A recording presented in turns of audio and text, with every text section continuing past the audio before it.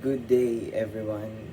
Today we will talk about Equatorial Realty Development Inc. and Carmelo and Bauermann Inc. as a petitioners versus Mayfair Theater Inc. as a respondents.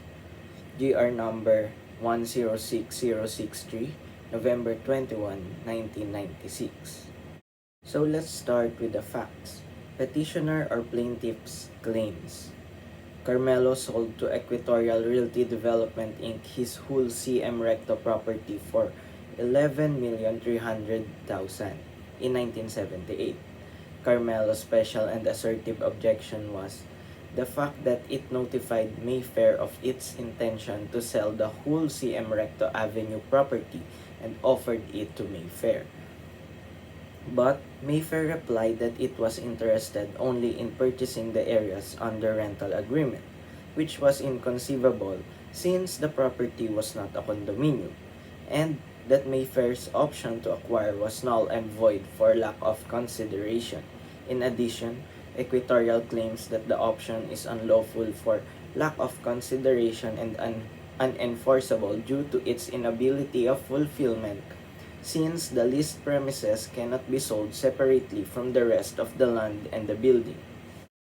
Respondent or defendant's claim.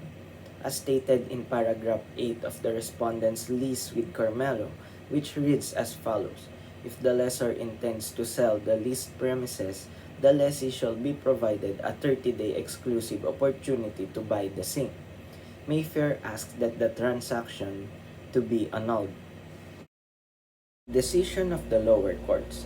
The respondent court overturned the trial court's decision to dismiss the claim for specific performance with damages and contract annulment after concluding that the option clause in the lease agreement signed by petitioner Carmelo and Bauermann Inc.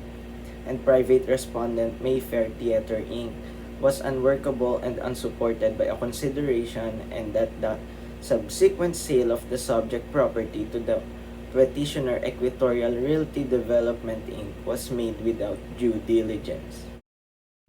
The issue here is that it has been called into doubt here whether or not the sale of the property to Equatorial is legal. Now let's go to held disposition of the case. The Supreme Court agreed with the Court of Appeals that paragraph 8 is not an option clause since the agreement does not specify a purchase price as defined in Articles 1324 and 1479 of the Civil Code. And lastly, for the dictum, the answer is no by engaging into a contract of sale despite the information that Mayfair or another party was interested in the subject property and that paragraph 8 or right of first refusal was agreed upon in the contract of lease. Both Carmelo and Equatorial acted in bad faith. And that is all. Thank you for listening.